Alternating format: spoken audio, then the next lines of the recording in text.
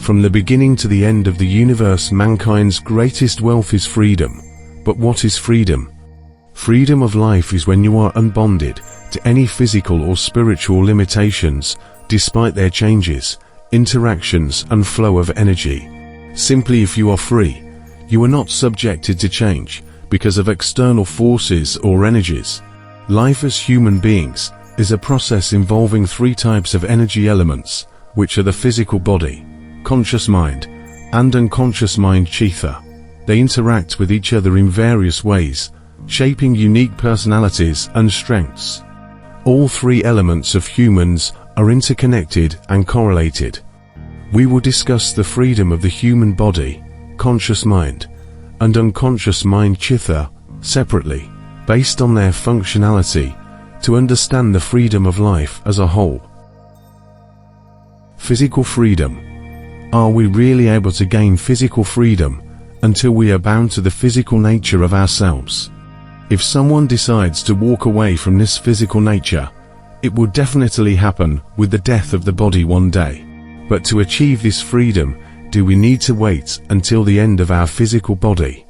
In other words, it is kind of a suffering that waiting for death to have a free life. Could it be possible to stop eating, sleeping, doing day-to-day activities in terms of achieving freedom? Can we be free from diseases? Or can we stay away from our loved ones, children, in order to be free? Someone might be thinking doing the same thing most of the days is living like a prisoner. But can we stop doing all these things? Is there a real difference in our freedom between having or not having physical things which we like or not? What is physical freedom? Is it really possible to free our behavior from our natural inclination towards survival if driven by traits like greed, self-preservation, procreation, pleasure, and selfishness, which are passed down from generation to generation and are in a constant state of flux and transformation? The freedom of the human body includes the ability to control our own bodies and make decisions about our physical actions and movements to meet our natural biological needs without unnecessary interference or constraint. This includes various aspects of bodily autonomy and self-determination. For example, do we have the freedom to move our bodies as we wish, whether it's walking, running, dancing, or engaging in physical activities, without unjust restrictions imposed by external forces? Let's understand more details about the functionality of the traits, such as greed, self-preservation, procreation, pleasure, and selfishness. Greed. Do we have freedom to eat what they desire, engage in consensual sexual activities, seek comfort through rest and relaxation, and pursue other bodily pleasures without external interference or judgment? As we know, the human body is naturally driven to seek what it needs to survive and thrive.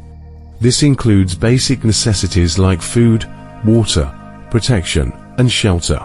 In addition to these essentials, the body can also develop cravings for pleasurable experiences, such as enjoying delicious food, physical intimacy, or engaging in recreational activities that bring satisfaction or relief from discomfort. It's important to note that while freedom is essential, it must be balanced with responsibility and consideration for others. Unrestrained pursuit of bodily desires, without regard for ethical or social consequences, can lead to harm, exploitation, and an imbalance in life.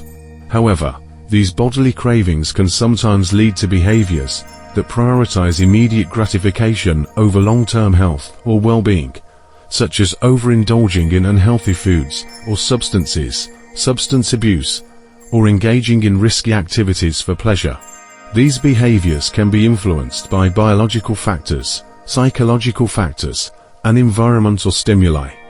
For example, the body might crave certain foods because they provide a quick burst of energy or trigger pleasurable sensations.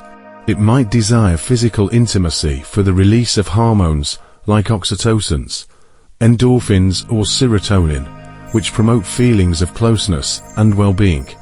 Similarly, the body might crave rest or relaxation when it's overworked or stressed. Understanding the body's cravings and the body's natural desires is important for maintaining balance and moderation in fulfilling them to ensure overall health and well-being. It's about finding a harmony between satisfying the body's needs and ensuring its long-term well-being.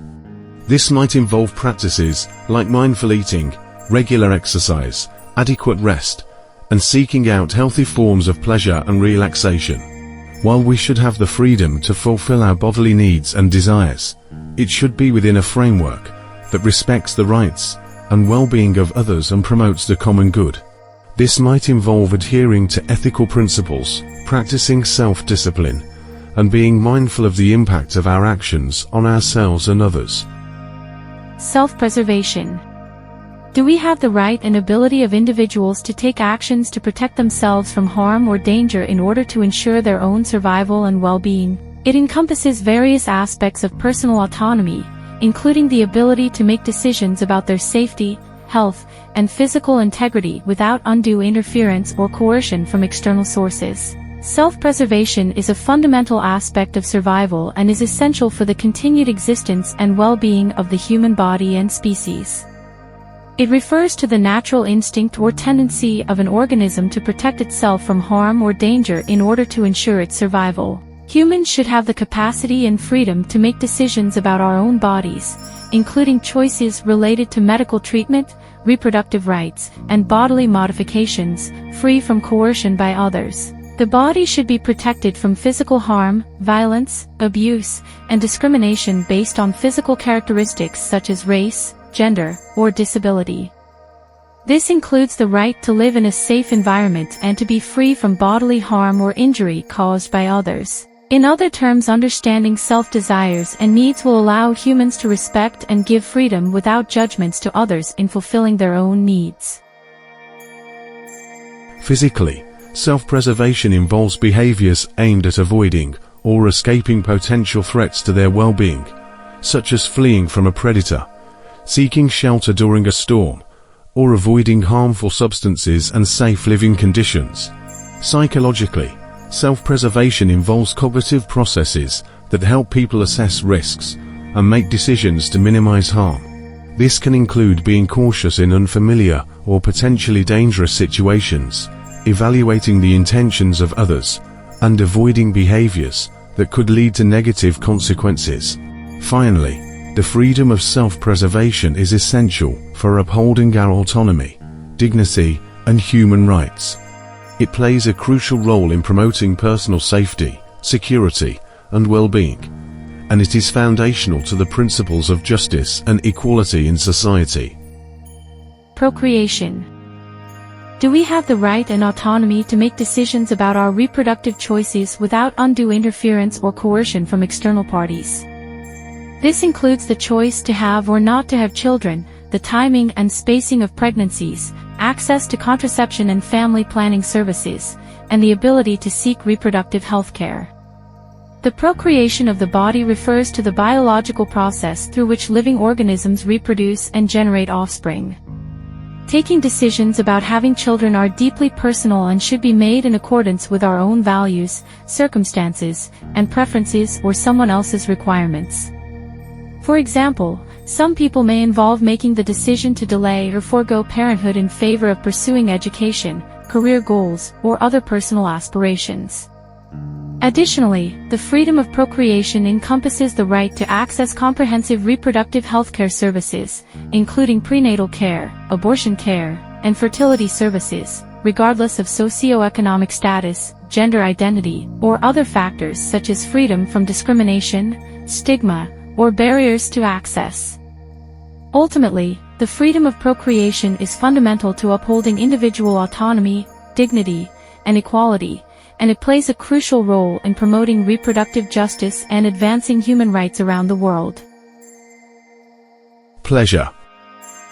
Is it possible to have autonomy and liberty to experience and enjoy various forms of physical pleasure without undue restriction or interference?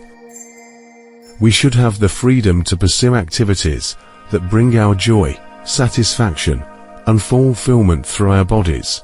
The freedom of pleasure in the body acknowledges that humans are sensory beings, and the experience of pleasure is an integral aspect of physical and emotional well-being. This can include pleasure derived from activities such as eating delicious food, engaging in physical exercise, experiencing intimacy and sexual pleasure, enjoying sensory experiences like music or art, and engaging in recreational activities. Body pleasure is essential, a natural, and healthy part of human existence. We should be free to explore and enjoy it within ethical and legal boundaries, and the right to make decisions about our own body, and to engage in consensual activities that bring pleasure and fulfillment without fear of judgment or discrimination. However, it's important to note that the freedom of pleasure in the body should be exercised responsibly and with consideration for yourself and others. For example, you can enjoy sexual pleasure in a way that respects the rights and well-being of yourself and others involved. Consent, communication, and mutual respect are key principles that foster a healthy and fulfilling sexual experience. Overall, the freedom of pleasure in the body is essential for promoting happiness, fulfillment, and a sense of agency in individuals' lives. It recognizes the importance of embracing and celebrating the diverse ways in which humans experience pleasure through their bodies, while upholding principles of respect, consent, and personal responsibility. Selfishness. Do you have the ability to act in self-serving ways, without constraint, focusing solely on your own well-being and gratification? It is necessary to have bodily pleasure, seeking immediate satisfaction, or prioritizing our own comfort and desires above all others. But it's important to understand that while freedom and autonomy are important principles, they are typically understood within a framework of responsibility and consideration for others. Unrestrained selfishness, particularly when it disregards the rights and well-being of others, can lead to harm, exploitation, and social discord. True freedom involves a balance between self-interest and concern for the welfare of others. It entails recognizing and respecting the rights and autonomy of others, while also asserting one's own needs and desires in a way that does not infringe upon the rights or well-being of others. Therefore, while we may have the freedom to act in ways that serve our own interests and desires, this freedom should be exercised responsibly and ethically. It should be tempered by empathy, compassion, and a commitment to treating others with dignity and respect, even as individuals pursue their own goals and aspirations. After discussing all this, we should question ourselves, will it be possible for this body to gain freedom at all? The human body is simply a part of this universe, made up of natural driving forces based on survival, procreation, and pleasure. Can you imagine a day of having a simple flu or a headache, which might cause us to experience awful feelings? But having no health issues will never raise the thought that a healthy state is really a wealth, unless you experience mostly bad and unhealthy days. Try to understand how physical functions correlate with our freedom of mind. We cannot escape from bodily needs fulfillment. Healthy, balanced physical life will be an initiation for finding the pathway for real freedom. Do you think traveling around the world is the biggest freedom we can achieve? Doing nothing and staying calm in a silent environment will keep you free forever. Not moving the body for years, stay away from the job and family. All these facts won't give human real freedom, as the physical body is in a cyclical process between creation and destruction, which is uncontrollable after some degree. Even though we have the best healthy lifestyles and world best medicine and foods, the fragile nature of the physical body is changing every second and will not keep us pain, disease, or death free. So someone might question, is it possible to achieve real freedom when we own a body? No one can change the universal nature of the physical body. It is in a constant state of flux. No one can live life for 200 years. But deep and concrete understanding of the body's universal nature will liberate you from suffering or uncertainty feelings related to the changes of the body. So understanding is the key to liberation and gaining freedom from the physical body-related sufferings. If a person has a passionate pursuit for achieving real freedom, he or she should question: is making the physical body pleasurable without any interference or judgment will keep myself happy forever? If so, where should real freedom come from? Does it come from the physical body, mind, or from the spiritual nature?